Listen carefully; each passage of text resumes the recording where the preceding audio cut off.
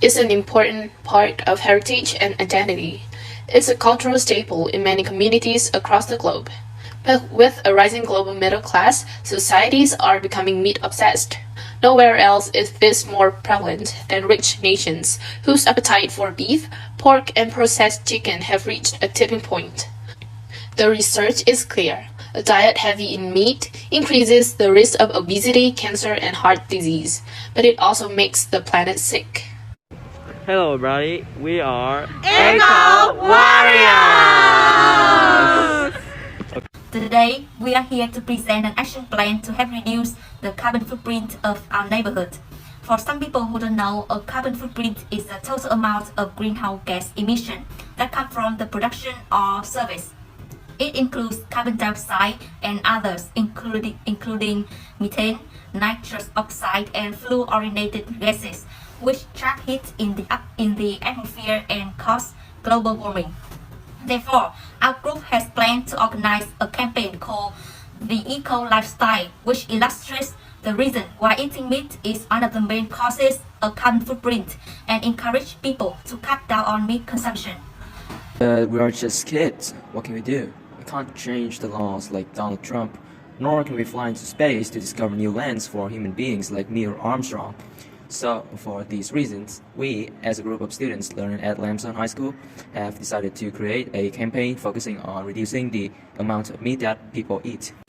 Our campaign welcomes everybody, especially students. Now we will show a video interviewing some people about this problem. Nhà tôi rất thích ăn thịt, hầu như trên bàn ăn bữa cơm nào chúng tôi cũng có một món thịt. Một tuần em ăn thịt 4 lần. Hình như là ăn 6 đến 7 lần.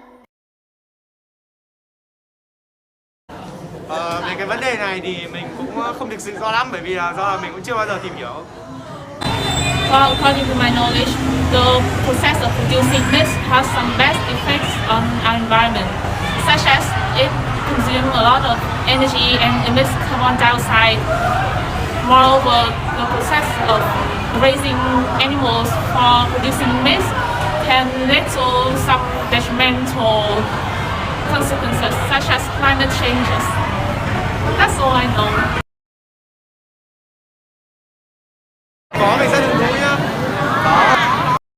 Here is the place where we hold our campaign, Dong Huang's Cultural House. Why did you choose Cultural House but not other places? Cultural House is a place for members of a neighborhood to gather around. It is the most familiar with people, and it has a seating capacity for about 40 people. Wow, I see.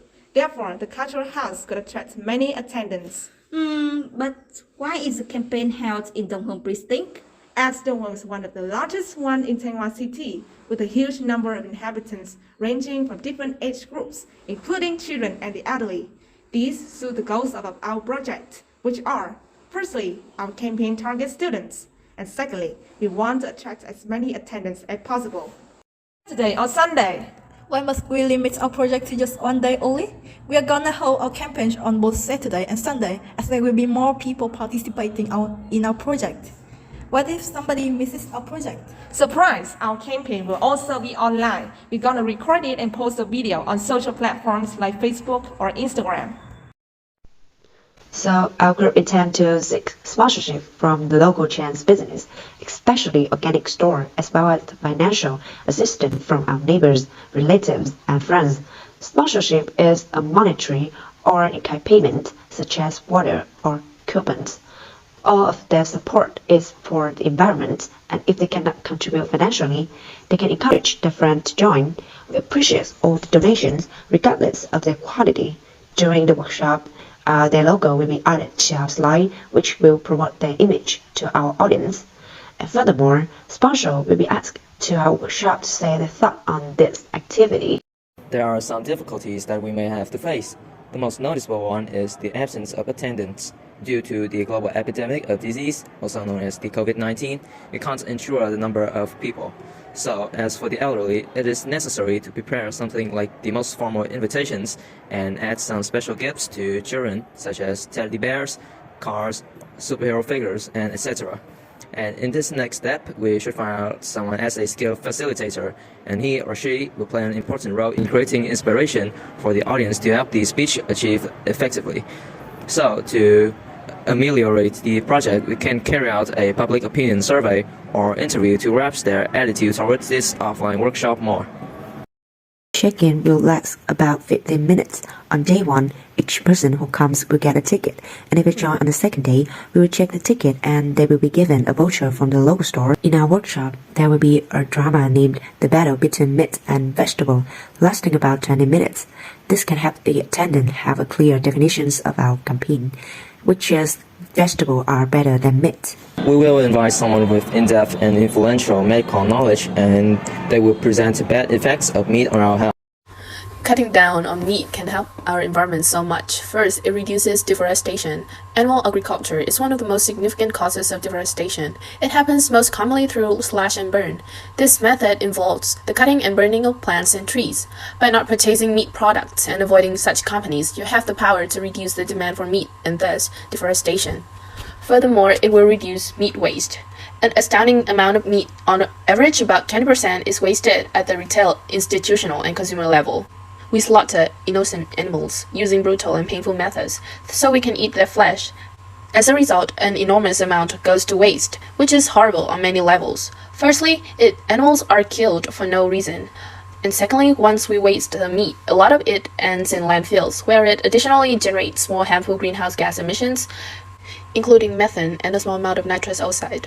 By reducing meat production, we will also reduce the waste and the unnecessary killing of many animals.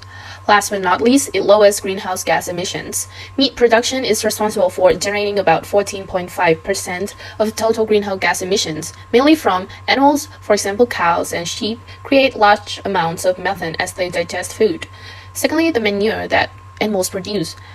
Manufacturing and use of fertilizers and pesticides, land use and the conversion of land for pasture and feed production, feed processing and transportation. When you compare to plant-based food systems, animal production systems emit significantly more greenhouse gas emissions. As can be seen from the graph, 100 grams of beef release about 50 kilograms of greenhouse gas. Other kinds of meat are recorded to emit between 16 and 20 kilograms CO2. Meanwhile, peas or nuts only discharge under 1 kilogram per 100 grams. People often ignore the environmental issues, so we intend to mention health effects so that they will pay attention to our presentation. So, the first thing is that meat isn't as rich in nutrients as plants. And what most people don't know is that the body needs vitamins and minerals to digest and assimilate the protein efficiently. And bodies also need fiber to help push things around and assimilate those state nutrients.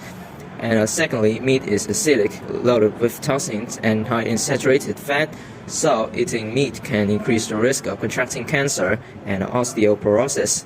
And not only does it damage our health, but also the environment, and this is what we aim to expose. There are so many delicious ingredients in the world. Our meals should be diverse. Instead of meat, we can eat others. Maybe we should try to make one dinner a week or a month meat-free. This can improve our health significantly.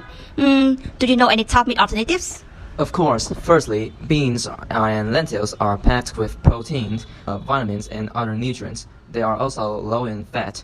And secondly, tofu are beneficial for cancer prevention as well as heart and bone related diseases. And thirdly, portobello mushrooms are known to have meaty texture, yet they are low in fat and free of cholesterol. And finally is fish. Fish farming releases far less carbon dioxide than meat, especially beef.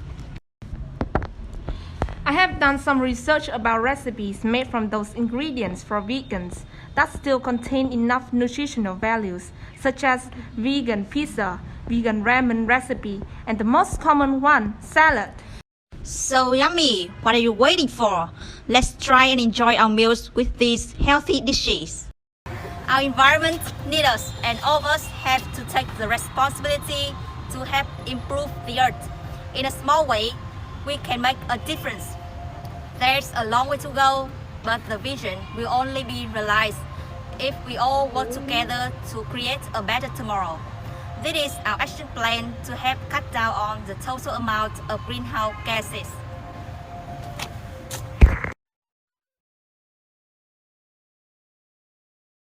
Let's go!